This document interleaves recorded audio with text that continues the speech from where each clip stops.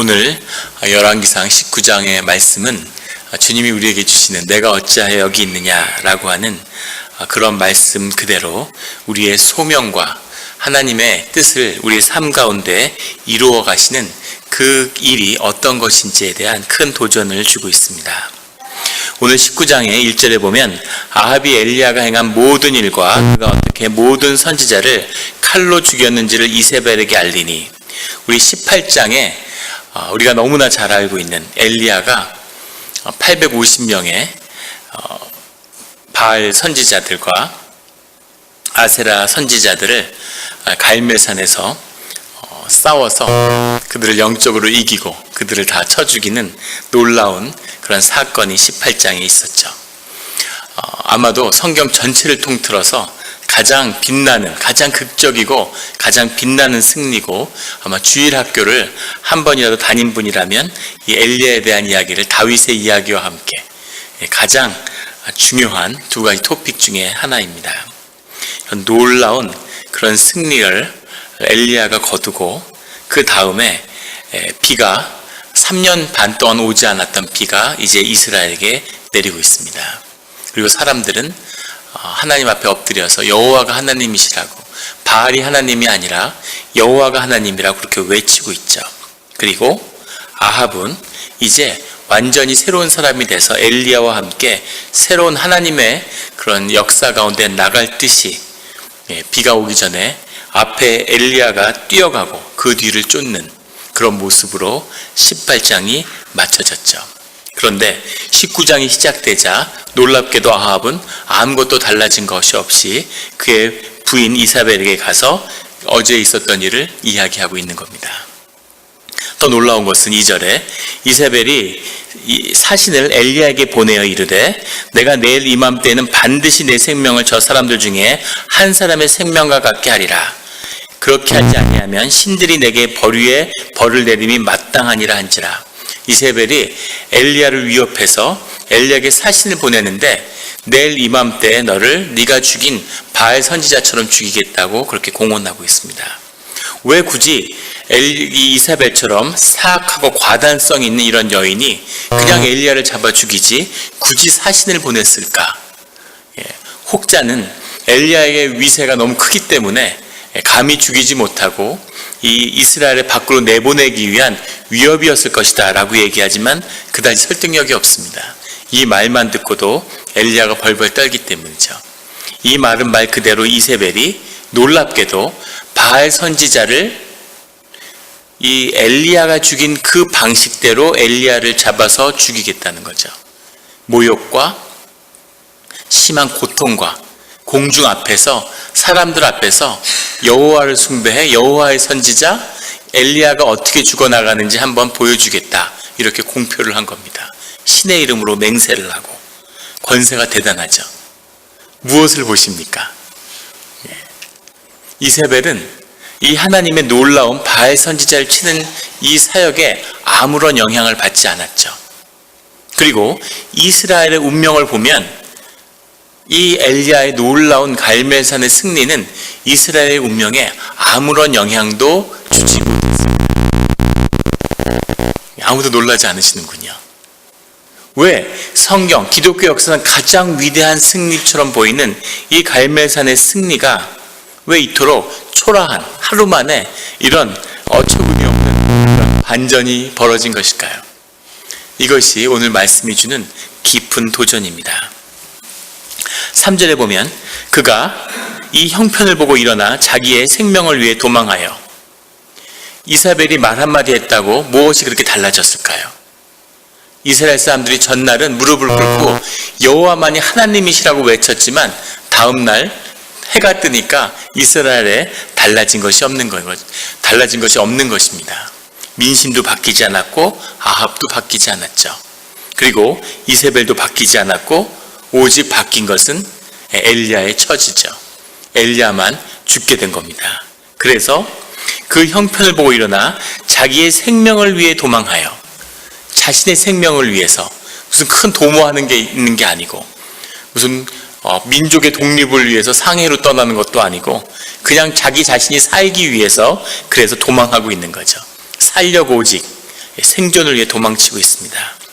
어디까지 도망했냐면 유다에 속한 부엘세바가 이스라엘을 완전히 벗어난 거죠.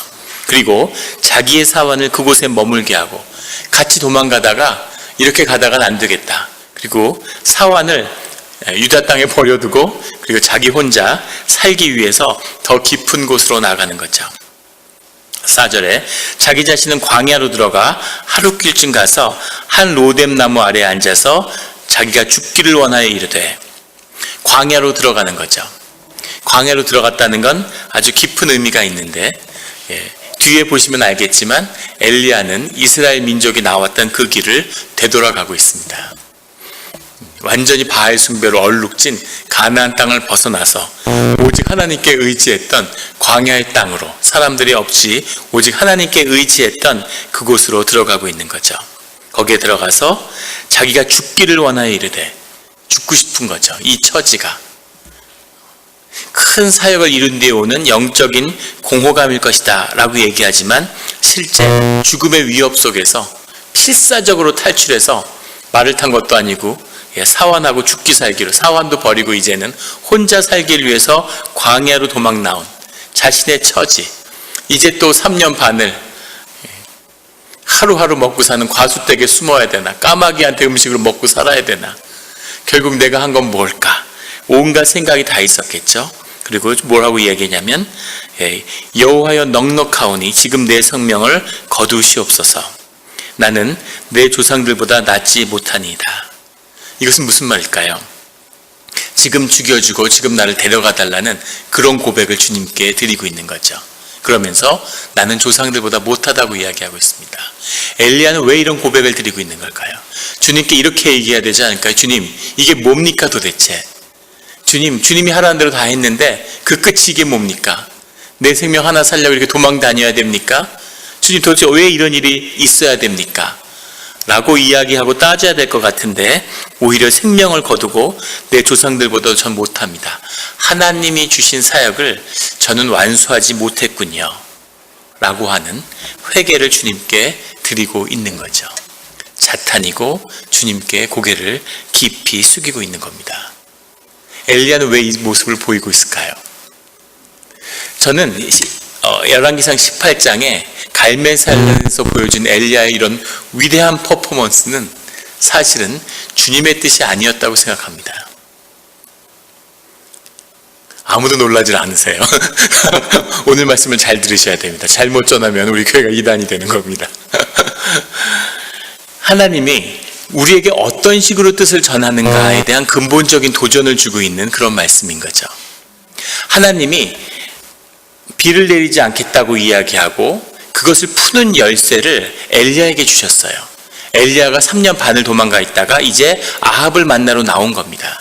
그런데 하나님이 이런 식으로 바알 선지자를 죽이라고 갈멜산에서 막 물을 끼얹고 엄청난 무슨 마술쇼를 보는 것 같은 이런 위대한 퍼포먼스를 주님이 기억해서, 야, 이렇게 물엉덩이 갖다 부어, 옆에다가 고랑파 거기다 물을 잔잔하게 해, 그리고 바알 선지자를 조롱하면서 대낮까지, 야, 너희들이 해봐라, 물을 더 끼얹어라, 더 춤을 춰봐라, 너희 신들이 자는지 보자, 이렇게 막 외치면서 그렇게 하라고 주님이 시키셨을까요?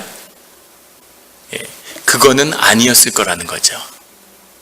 하나님의 뜻이 임하고 이제 엘리야는 아합을 마주했는데, 도대체 엘리야의 사역을 준비시키는 주님은 어디까지 보고 엘리야의 사역을 인도하신 걸까 하는 거죠. 그리고 무엇이 주 안에서 결정되어 있었을까요? 주의 음성을 듣는 기도를 하죠. 주의 음성만 들을 수 있다면 사실은 모든 크리스찬은 주님의 음성을 들어야죠. 양은 목자의 음성을 듣는다는 거죠. 우리가 성경의 말씀이 살아계신 하나님의 말씀이라면 우리가 성경을 읽는 것도 하나님의 말씀을 듣는 거겠죠. 그런데 문제는 하나님의 말씀을 듣는데 하나님의 말씀만 들으면 그럼 아무 문제가 없고, 하나님의 말씀대로만 살면 아무 문제가 없어. 그런데 하나님은 무슨 말씀을 하시냐는 거죠. 하나님, 오늘 아침에 하얀 운동화 신을까요? 검은 운동화를 신을까요? 그럼 하나님이 뭐라고 말씀하실까요? 너는 다리가 짧으니까 검은 운동화를 신어야지 흰 운동화 신으면 안 된다. 빨간 옷을 입을까요? 검은 옷을 입을까요? 넌 혈색이 희니까 빨간 옷이 잘 어울려. 주님하고 이런 교제가 있다면 세상에 무슨 문제가 있을까요? 그런데 그렇게 하나에서 열까지 주님이 시키는 일대로 순종하며 산다면, 그렇다면 그것은 로봇하고 뭐가 다른 것일까요? 주님이 우리에게 영을 주시고 굳이 엘리야에게 이런 식으로 하나님이 역사하셔서 하나님이 큰 사역을 이루셨는데 이제 자기 생명도 보존 못하는 엘리야, 전날은 850명의 그런 거짓 선지자를 때려 죽였는데 다음 날은 자기가 살겠다고 사환도 버리고 도망가는 그 능력이 엘리야와 함께 하기도 하고 함께 하지 않기도 한다는 거죠. 그런데 도대체 엘리야를 통해서 이루려고 했던 사역이 무엇냐는 겁니다. 굳이 3년 반을 두고 세상의 비가 엘리야에 의해서 내리거나 멈추거나 할 수 있는 놀라운 상상할 수 없는 권능을 엘리야에게 허락했는데, 하나님이 정말 사람 통해서 역사하시고 구하는 뜻이 무엇인가, 거기에 대한 깊은 가르침이 오늘의 말씀 가운데 있는 거죠. 하나님의 음성을 들었다. 하나님의 음성을 듣는다는 건 뭘까? 한 청년이 오랫동안 시련 속에, 아픔 속에 있었는데 하나님의 음성을 듣고 완전히 회복되는 걸 봤어요. 하나님이 도대체 뭐라고 하셨니? 궁금한 거죠. 하나님의 살아있는 하나님의 음성이 자신의 가슴에 울렸다는 거죠. 하나님이 나를 사랑한다고 얘기하시더라는 겁니다. 그 이야기를 들으면서 그걸 몰랐어? 그 얘기를 처음 들어? 성경에 온통 그 얘기인데, 매일 성경을 읽었는데, 그런데 그것을 하나님의 살아계시는 음성으로 들었을 때 그 음성이, 그의 영이 내 삶 가운데 답이 되고 능력이 되는 거죠. 그래서 주님의 임재의 비밀이 그 말씀 가운데 있는데, 그 말씀의 능력이라는 것을 내가 받아서 전한다면 하나님의 말씀을 어떻게 전하는 것일까라는 도전이 우리에게 주어져 있습니다.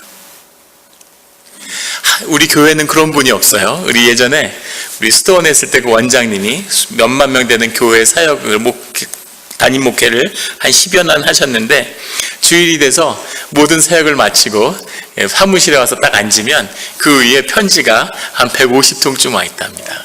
그럼 뭐 이런저런 교회 사연인데, 옛날이니까 요즘 같으면 글쎄 메시지로 하려는지 모르겠는데, 그래서 편지를 뜯어서 하나하나 읽어보는데 그 중에 100여 통은 교회 사역과 방향에 대한 하나님의 말씀을 전하는, 하나님의 말씀을 내가 들었는데 하나님이 이렇게 하라고 하셨다.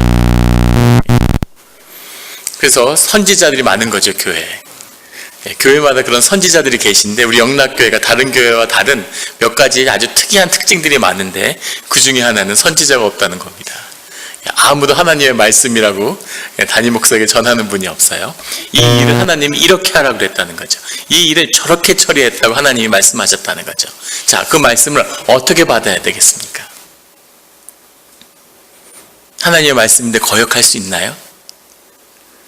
하나님의 말씀인데 어떻게 순종해야 할까요? 100여 가지의 말씀이 동시에 임하는데. 하나님의 말씀이 증거된 것은, 하나님의 말씀은 100% 참이시겠죠. 그런데 문제는 뭐냐면 그 말씀을 담는 우리의 그릇, 우리의 언어, 우리의 경험은, 그것은 100%는커녕 형편없이 부족하다는 점입니다.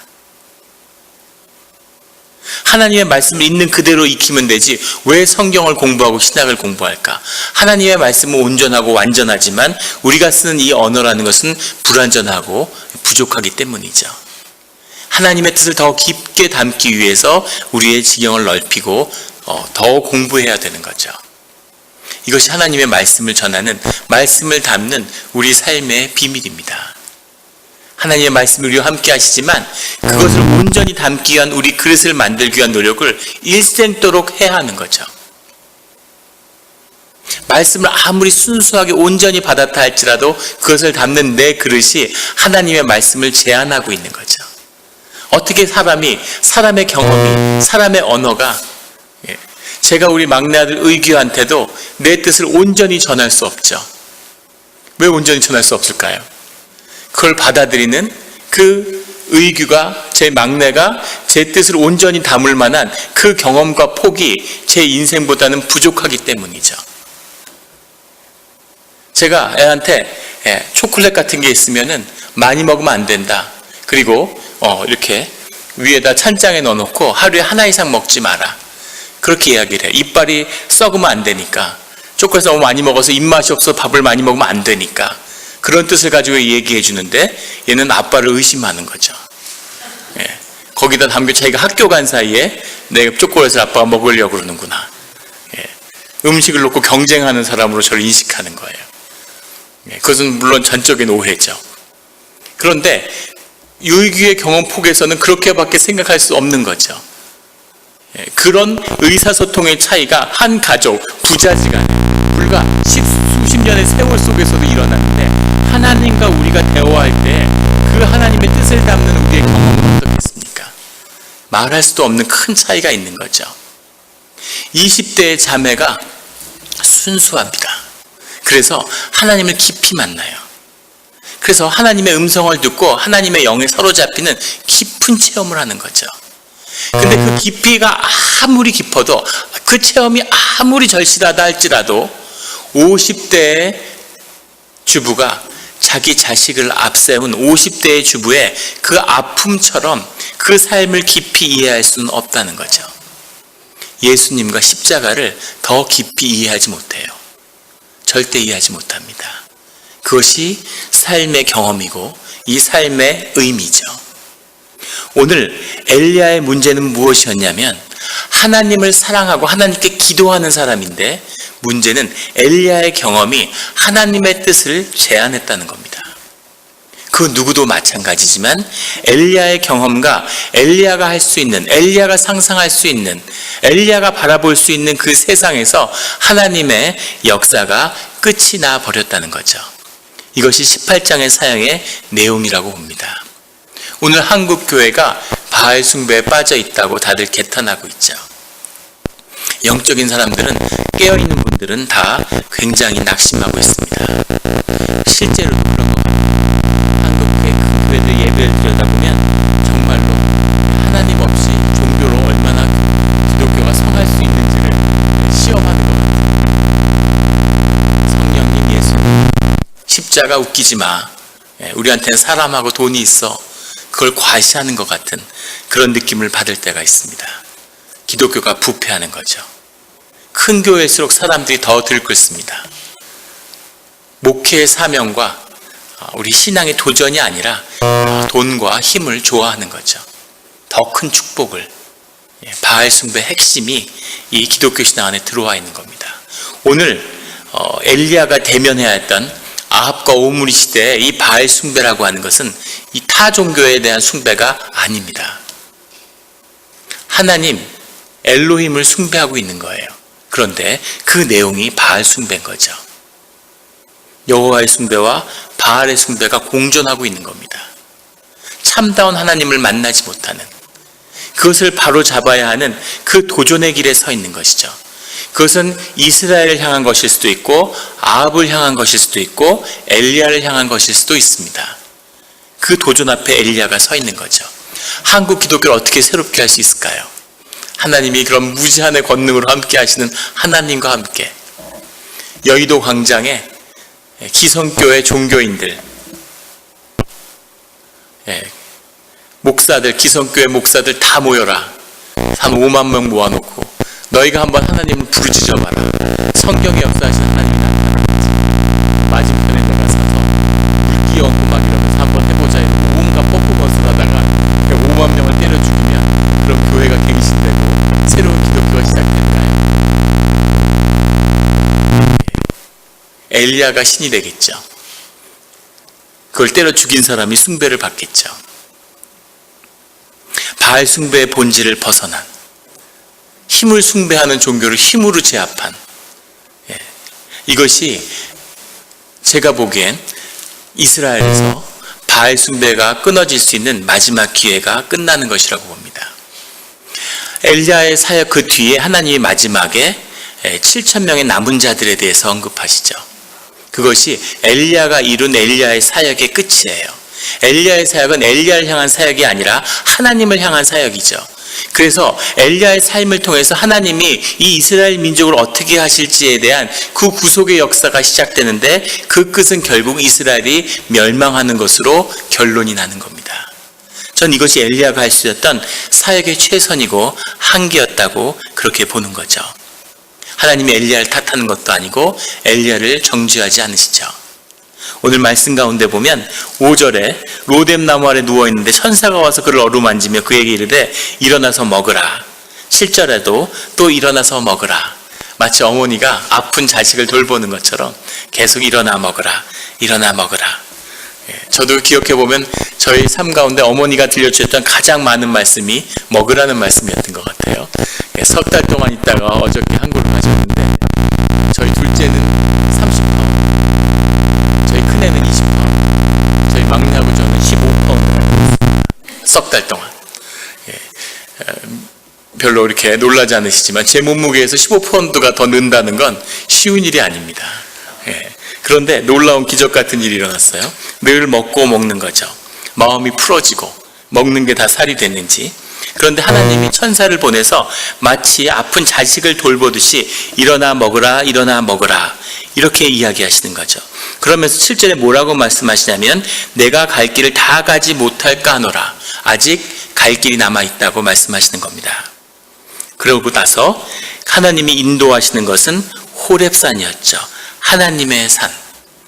모세가 하나님을 만났던, 살아계신 하나님을 얼굴 대 얼굴로, 페이스 투 페이스로 만나는 거죠.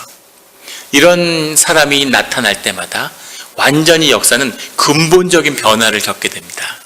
모세의 역사처럼 이제 엘리야가 그 앞에 서 있는 거죠. 엘리야는 예수님과 같은 사역을, 엘리야는 모세와 같은 사역을 과연 이룰 수 있을까? 그 앞에 서서 호렙으로 가는 겁니다. 9절에 엘리야가 그 굴에 들어가, 그곳 굴, 그냥 굴이 아니라 그 굴이라고 지칭한 것은 그 굴에 모세가 머물던 곳이기 때문이죠. 이 이스라엘 민족이 왔던 것을 그대로 되돌려서 가나안 땅을 지나 다시 광야를 지나 다시 호렙산으로, 마치 영화의 필름을 거꾸로 돌리는 것처럼 되돌아가서 다시 이제 호렙산에 이르러 있습니다. 8절에 엘리야가 그곳 굴에 들어가 거기서 머물더니 여호와의 말씀이 그에게 임하여 이르시되 엘리야야 내가 어찌하여 여기 있느냐. 주님이 물으시는 거예요. 13절에도 내가 어찌하여 여기 있느냐. 주님이 뭔가 답을 주실 것 같은데, 호렙산에 이끈 하나님의 뜻을 말씀하실 것 같은데, 뭐가 문제였는지 하나님이 설명하셔야 될 것 같은데, 놀랍게도 하나님이 하시는 말씀은 내가 어찌 여기 있느냐. 영어로는 What are you doing here? 이런 거죠. 너 뭐하니? 이러는 거예요. 너 뭐하고 있니? 이렇게 주님이 물어보시는 거죠. 주님이 질문을 하시는 것은 굉장히 심각한 겁니다. 주님의 질문을 받아보셨나요? 주님께 기도를 하는데 주님 답을 해주셔야 되는데 답이 아니라 질문을 하시는 거죠. 주님께 나아갔을 때 정말 중요한 신앙의 고백은 질문입니다. 주님께 바른, 합당한 질문을 드려야 하는 거죠. 그 질문과 주님의 질문이 만나면 그럼 주님의 역사가 일어나는 거죠. 누가 주님 앞에 페이스 투 페이스로 대면해서 주님께 질문을 받고 드릴 수 있겠습니까? 이럴 수 있는 사람이 역사 가운데 몇 명이나 나타날까요? 너무너무 중요한 절체절명의 역사적인 순간에 이 엘리야가 서 있는 거죠. 그런데 엘리야는 놀랍게도 질문이 아니라 답을 하는 겁니다. 근데 답이 아주 허접했어요. 10절에 보시면 두 번 14절에 반복되는데 그가 대답하여 내가 만군의 하나님 여호와께 열심히 유별하오니 이는 이스라엘 자손이 주의 언약을 버리고 주의 제단을 헐며 칼로 주의 선지자들을 죽였으며 오직 나만 남았거늘 그들이 내 생명을 찾아 빼앗으려 하나이다. 너 여기 왜 와 있니? 하고 물었는데 제가 죽을까 봐 와 있습니다. 이렇게 대답하는 거죠. 앞에 주저리 얘기하지만 이 얘기들은 하나님도 다 아시는 얘기죠. 이미 까마귀한테 가기 전부터 다 알고 있었던 얘기고 다 주님께 고백했던 얘기입니다. 엘리야가 주님 앞에 섰는데 주님께 드릴 말씀이 없는 거죠. 물을 얘기도 없는 겁니다. 이것이 엘리야가 주님 앞에 선 모습이에요. 엘리야는 평생 기도하는 사람이었는데 그 기도에 담은 내용이 사실은 크지 않았던 거죠. 11절에 여호와께서 이르시되 너는 나가서 여호와 앞에 산에 서라 하시더니 여호와께서 지나가시는데 여호와 앞에 크고 강한 바람이 불고 그 다음엔 지진이 오고 그 다음엔 불이 있었는데 여호와께서 계시지 아니하며. 바람과 지진과 불은 하나님이 역사하시고 하나님이 나타나실 때를 상징하는 대표적인 것입니다. 그것을 꽝꽝꽝 보여주시는 거죠. 바람, 지진, 불. 하나님이 계셔야 되는데 계시지 않고, 하나님이 계셔야 되는데 계시지 않고, 하나님이 계셔야 되는데 계시지 않는 거죠. 엘리야가, 불의 선지자 엘리야가 경험한 역대 이스라엘의 역사 가운데서 하나님을 만났던 그런 하나님, 그런 하나님의 계시는 없다는 거죠. 그런 다음에 마지막에 12절에 그런 큰 불이 있은 다음에 여호와가 계시지 않았는데 세미한 소리가 있다는 겁니다. 조용하고 아주 고운 소리가 주님께 임하는 거죠. 그 소리가 임하니까 엘리야가 하나님이 오셨구나 하고 아는 겁니다. 그 소리 가운데 그 음성으로 하나님의 임재가 내게 왔구나 하는 것을 경험하는 거죠. 앞에도 하나님의 음성을 들었어요. 하나님이 심령을 통해서 그의 영혼으로 심령을 통해 말씀하시는 거죠. 근데 그렇게 하나님이 우리 심령 깊은 곳에서 말씀하시는 그 음성이 아니라 우리의 바깥에서, 우리의 눈앞에서 주님이 우리에게 임재하여 찾아오시는 거죠. 우리의 영혼의 심령이 아니라 우리의 밖에서 하나님의 기름 부음이 임하는 능력의 하나님이 이제 나타나시는데 그 하나님은 바람도 지진도 불도 아니라 세미한 음성이었다는 거죠. 엘리야가 듣고 겉옷으로 얼굴을 가리고 13절에 굴 어귀에 서면 소리가 그에게 임하는데 내가 어찌 여기에 있느냐라고 또 물으시죠. 그런데 10절의 대답을 반복하게 됩니다. 우리가 하나님의 일을 하는데 잊어서는 안 될 것은 하나님의 쓰임을 받았다고 하는 그 고백입니다. 엘리야는 하나님의 쓰임을 받았어요. 놀라운 상상할 수 없는 사역을 이루었습니다. 그런데 그것은 19장에 나오는 것처럼 사실은 주님 앞에서 아무것도 아닌 거죠. 그리고 주님 앞에서 다시 주님을 만나는, 하나님이 누구인지를 알아야 되는 그 도전 앞에 서 있는 겁니다. 하나님에게 쓰임을 받는다는 건 뭘까요? 하나님의 쓰임을 받는다는 건 뭘까요? 큰 사역자들이 있어요. TV 에반겔리스트, 무슨 큰 교회 사역자, 선교 영웅들, 그런 분들이 아주 사람들에게 칭송을 받고 큰 사역을 감당하다가 어느 날 어처구니 없는 그런 실수와 범죄로 무너지게 됩니다. 그러면 사람들은 이렇게 얘기하죠. 어떤 사람들은 그럼 과거에 했던 그 사역들은 뭐야? 이렇게 얘기를 하죠. 다른 사람들은 하나님이 들어 쓰셨으니까 그런 사역이 가능했겠지. 어떻게 받아들여야 될까요?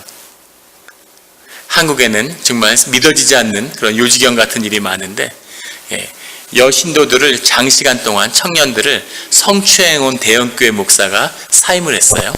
그리고 나서 그걸 숨기고 많은 전별금을 받았는데 약속을 교회와 어기고 개척을 했습니다. 그리고 청년들을 빼가는 거죠. 교회하고 소송을 벌였어요. 그래가지고 법원에 가서 최종으로 모든 유죄가 인정돼서 간 전별금을 물어내라는 대법원 최종 판결을 받았어요. 그럼에도 불구하고 그 교회가 번창하고 있다는 거죠. 사람들이 뭐라고 얘기하냐면 하나님이 쓰시지 않으면 어떻게 그런 교회에 그런 부흥이 있을 수가 있어. 하나님이 용서하지 않았다면 어떻게 그런 일이 있을 수가 있어. 이렇게 얘기하는 거죠. 하나님의 쓰임을 받았다는 건 뭘까요? 하나님은 돌들을 들어서도 하나님의 일을 이루시죠. 하나님의 쓰임을 받았다는 건 그 사람을 위한 것이지 하나님을 위한 것이 아닙니다. 그 사람이 하나님의 사람이 되기 위해서, 그 사람의 삶 가운데 필요하기 위해서 하나님이 하나님의 사역을 허락하시는 거죠. 하나님은 악인들도 쓰십니다. 마귀도 쓰세요. 느부갓네살을 이용해서 이스라엘과 유대를 징계하시죠. 그런 하나님인데 하나님의 쓰임을 받았다는 것이 어떤 도덕적이나 윤리적인 정당성을 부여할까요? 그것이 세상에 어떤 특권이 될까요? 그것은 다만 은혜와 섭리의 한 부분일 뿐인 거죠. 하나님의 사역을 이룬 다음에 하나님의 뜻이 그 사람을 향해서 어떤 의미를 가지는가는 그 사역이 그 사람의 인생 가운데 무엇인가 하는 겁니다. 오늘의 이 질문, 너는 어찌하여 여기 있느냐? 거기에 대한 답이 그 하나님의 이루신, 하나님의 함께 하신, 그 인생을 통해서 보여주신 그 사역의 의미가 너한테 뭐냐? 이렇게 물으시는 거죠. 오랫동안 신앙생활을 하고 하나님을 섬기고 그렇게 교회에 봉사해 오셨습니다. 그 삶의 그 뜻은 정말 내 삶에서 뭘까요? 한국에 성공하지 않으면 안 되죠. 사람이 아니죠. 영국 속담에 성공은 늘 의붓아버지가 많고 실패는 늘 고아라는 말이 있습니다. 일단 성공하면 뭐든지 다 칭찬이 되는 거예요. 실패하면 뭐든지 다 나쁜 이유가 되는 거죠. 네가 잘못해서 그래. 성공하면 다 좋게 얘기합니다. 교회가 커지고 교회 뭐 이런 데 가면 뭐 교노회든 뭐 총회든 목사들은 딱 두 가지에 관심이 있어요. 뭐 돌리고 얘기하지만 결국 알고 싶은 건 그 교회 출석 교인이 몇이냐, 그리고 헌금이 얼마 나오냐, 그거죠. 그래서 그 두 가지가 크면 다 좋게 얘기하는 겁니다. 성질이 나쁘면 카리스마 있다고 그러고, 교단에서 막말하고 이러면 담대한 선지자라고 그러고, 뭐 다 나쁘면 기도하는 분이라고 그러고, 뭐든지 좋게 얘기해요. 그런데 교회가 시원찮으면 아무리 좋아 보나도 뭔가 좀 이렇게 얘기하는 거죠. 하나님께 회개할 게 남아있겠지, 뭐 이런 식으로. 뭐든지 그렇게 이야기하는 그런 목회자들을 만나 가슴 아픈 일이죠. 교회를 하는데 10년 동안 한 번도 12시 전에 집에 가진 않았대요. 새벽에 나와서 열심히 했다는 거죠. 열심히 해서 교회가 잘 되면 그럼 그 삶의 보상이 된 걸까요? 무슨 사역을 했을까요? 예전에 여기 목사님이 미국 교단에서 안수를 받는데 사역을 하시다가 그 인터뷰하는 목사님이 그렇게 물어보시대요. 가족들하고 최근에 여행을 갔었던 곳이 어디냐고. 그러니까 이 목사님이 최근에 몇 년 동안 교회 일이 너무 많아서 아무 데도 놀러를 못 갔다고. 그러니까 그 목사님 눈이 휘둥그레져서 왜 교회 사역을 하려냐고 물어보시더래요. 내가 교회 사역을 이걸 했다 이렇게 얘기하니까 그러면 교인들을 돌보는데 왜 가족은 돌보지 않았느냐고 그렇게 물어보시더라는 거예요.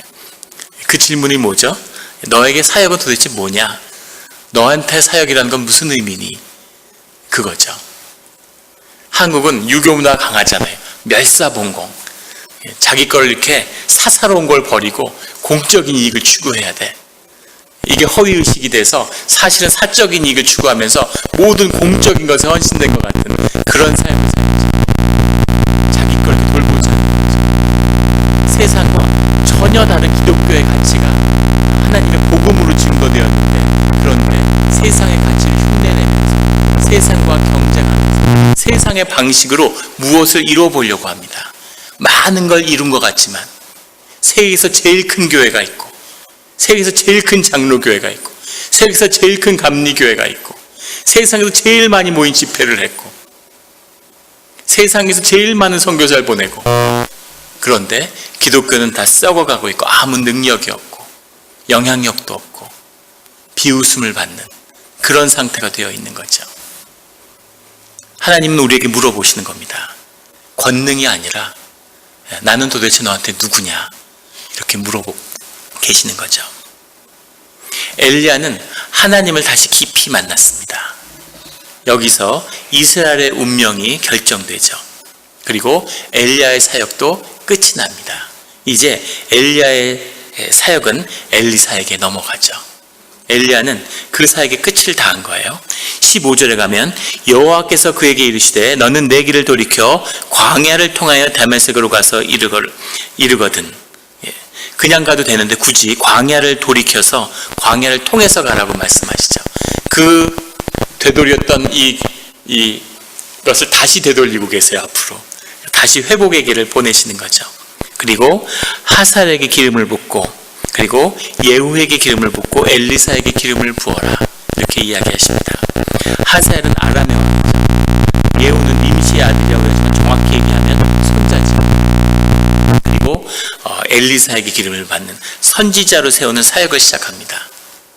아합의 밑에서 아합을 이렇게 비가 오니까 아합에게 먹고 마시고 즐기십시오 하고 18장 마지막에 이야기하죠. 엘리야는 그런 사람이에요. 아합을 넘어가지 못하는 거죠. 비가 내리니까 아합 앞에서 바알 선지자들과 싸웠는데 그 앞에서 아합이 가는 길을 안내하겠다고 그 앞에서 그 성령의 능력으로 앞에서 뛰어가는 그런 인간입니다. 그런 한계를 갖고 온 사람이에요. 그런데 그의 사악은 아합과 이스라엘을 넘어가지 못하는 거죠. 그런데 이제 하나님을 다시 만난 그에게는 놀라운 사역의 기운이 임하는데 그것은 왕들에게 기름을 부어서 왕을 세우는, 왕을 위한 선지자가 아니라 왕을 세우고 이스라엘이 아니라 이 하나님의 역사를 이루어가는 그런 기름 부음 선지자로 그렇게 새로운 존재로 나아가게 거듭나게 되었다는 거죠. 하나님의 경험과 하나님의 능력을 새롭게 경험하는 그런 자리에 이제 엘리야가 쓰게 되는 겁니다. 여기서 우리가 더 깊이 봐야 할 것은 기름을 붓고 기름을 붓고 기름을 부어라 하지만 사실은 직접 기름을 붓지 않았다는 겁니다. 어떻게 하사엘을 찾아가서 기름을 붓겠어요, 엘리야가 아람 왕한테 가서. 그리고 예후에게도 기름을 부었다는 기록이 있습니다. 그러나 이제 하나님의 능력과 권능이라는 것은 이전에 엘리야가 경험했던 것과는 전혀 다른 차원으로 가는 거죠. 엘리야의 기도와 엘리야의 중보를 통해서 하나님이 이 이스라엘과 이 근동 아시아의 역사를 새롭게 열어 가시는 겁니다. 그런데 엘리야는 그전같이 그런 산에서 갈멜산에서 바알 선지자를 꺾고 그런 형태, 굉장한 퍼포먼스가 아니라 이제 조용히 하나님 앞에서 기도함으로 하나님을 향한 사역으로 이런 일들이 이루어지는 거죠. 꿀벌이 꿀을 따러 다니는데 꿀벌이 꽃들과 세상에 먹는, 꿀벌이 지금 죽어가고 있죠. 꿀벌이 지금 한 3분의 2는 사라지고 꿀벌이 완전히 멸종하면 4년 안에 인간이 멸종한답니다. 그래서 꿀벌을 막 살리기 위해서 미국의 과학계가 그 연구를 하고 있죠. 뭐 이래서 저렇다, 저래서 휴대폰 때문에 그렇다, 뭐 때문에 그렇다, 뭐 설이 많은데 아직 아무도 모릅니다. 왜 꿀벌이 꿀통을 떠나서 돌아오지 않는지. 새로운 희망은 중국에서도 똑같이 꿀벌이 사라지고 있는데 그걸 사람들이 면봉으로 하고 있더라고요. 수십만 명이. 그래서 중국은 역시 중국이구나 이런 걸 봤는데, 그런데 꿀벌이 과연 인간을 비롯해서 세상의 생명을 살리기 위해서 꿀을 따로 다닐까요? 이런 간단한 질문에도 시원하게 대답을 안 해주시네요. 그런 꿀벌은 없겠죠. 꿀벌은 그냥 자기가 꿀을 먹고 있는 거죠. 매일매일 꿀을 따먹고 살고 있는 겁니다. 그걸 통해서 놀라운 생명의 역사가 꿀벌을 통해서 함께하고 있는 거죠. 하나님이 우리가 하나님한테 무릎 꿇고 기도하고 순종하고 주님의 일을 하는 겁니다. 그런데 주님이 그것을 통해서 놀라운 하나님의 일을 이루신다는 거죠. 우리가 무슨 굉장한 일을 하겠습니까? 무슨 굉장한 사역을 할 수도 있겠지만, 하지만 그것이 중요한 것이 아니라 중요한 것은 우리가 하나님 앞에 어디에 서 있는가 하는 거죠. 하나님과 하나가 되고 하나님의 음성을 듣고 하나님께 기도를 올려드리고 하나님을 찬송하고 하나님께 예배의 자리에 서고 하나님께 합당한 예배가 드려질 때 하나님의 놀라운 역사가 우리의 삶의 자리를 바꾸는 겁니다. 그것이 우리를 향한 것이고 동시에 주님을 향한 것이죠. 우리가 은혜를 받고 주님 앞에서 깊은 사랑을 나누고 우리의 삶이 회복되고 우리 아픈 상처와 과거들이 주님 앞에서 다 통합을 되고 삶의 의미가 되찾아지고 가족들이 다시 회복되고 자녀들에게 그 축복이 나아가고 아이들을 정말 잘 키워서 하나님이 기뻐하시는 그런 장성한 분량으로 키워내고 교회에 봉사하고 그 섬기는 가운데 최선을 다하고 그런 삶들을 살아가는데 그 삶이 하나님과 연결되어서 하나가 됐을 때 하나님이 그 삶을 통해서 우리가 상상할 수 없는 놀라운 사역들과 성취를 이루어내신다는 거죠. 세상에 아직도 확신이 없으신 것 같아요. 믿으시면 우리 크게 같이 아멘 하겠습니다. 아멘. 그 일을 하나님이 우리 교회 가운데 이루실 겁니다. 세상에 바꿔야 할 일도 많고 무너진 것도 많고 어려운 일도 많아요. 이 모든 것이 한 번의 예배로 바뀔 수 있다고 생각하십니까? 한 번의 예배가 세상을 완전히 바꿀 수 있을까요? 수많은 노력과 희생과 땀과 노력으로도 세상이 전혀 바뀌지 않는데 그걸 어떻게 바꿀 수 있을까요? 온전한 한 번의 예배가 우리의 삶과 우리의 자녀들과 이 세상과 이 땅을 완전히 바꿀 수 있을까요? 저는 있다고 믿습니다.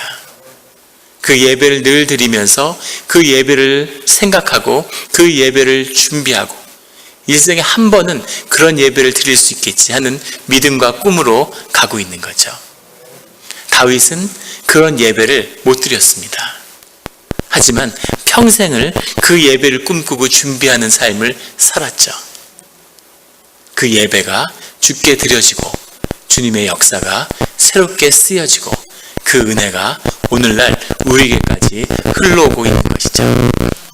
그런 믿음과 그런 찬양과 그런 예배와 그런 축복이 함께하는 우리 성도님들이 되시기를 예수 그리스도의 이름으로 축원합니다. 기도드리시겠습니다.